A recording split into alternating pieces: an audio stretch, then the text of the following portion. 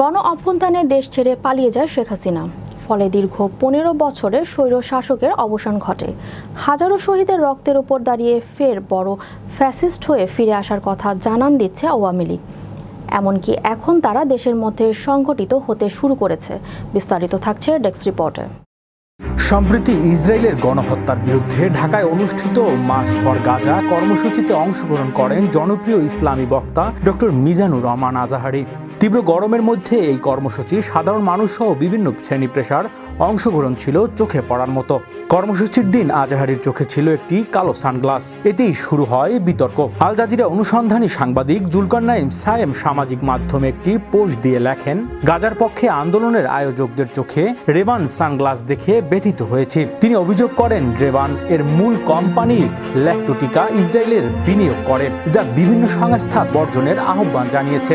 এই মন্তব্যের জবাবে অনলাইন অ্যাক্টিভিটিস পিনাকি ভট্টাচার্য একটি ভিডিও বার্তায় প্রতিবাদ জানান। ওই রেবনের সানগ্লাস আজারি হুজুর পিনদিছে, মেলা খারাপ কাজ করছে। তিনি বলেন, আজহারি হুজুর একটি সানগ্লাস পরেছেন, সেটা দৃষ্টিনন্দন, তাতেই সমস্যা।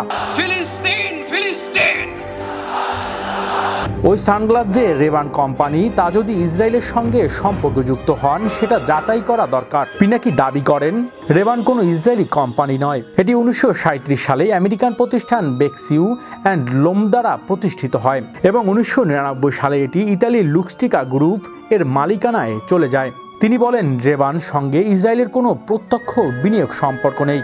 তিনি আরও যোগ করেন, এই ব্র্যান্ড ব্যবহার করতেন এমনকি জিয়াউর রহমান এবং সাবেক মার্কিন প্রেসিডেন্ট জো বাইডেনও। তাই কারো চোখে সানগ্লাস থাকলে তা ইসরায়েলি পন্থী বলে দাগিয়ে দেওয়া একেবারেই যুক্তিহীন। পিনাকি জুলকারনাইনের উদ্দেশ্যে বলেন, বয়কট মানে আবেগে ভেসে যাওয়া নয়, বয়কট হওয়া উচিত তথ্যভিত্তিক এবং সচেতনতার জায়গা থেকে।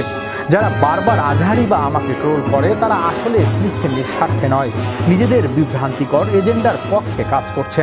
এ নিয়ে সামাজিক মাধ্যমে আলোচনা এখনও চলমান।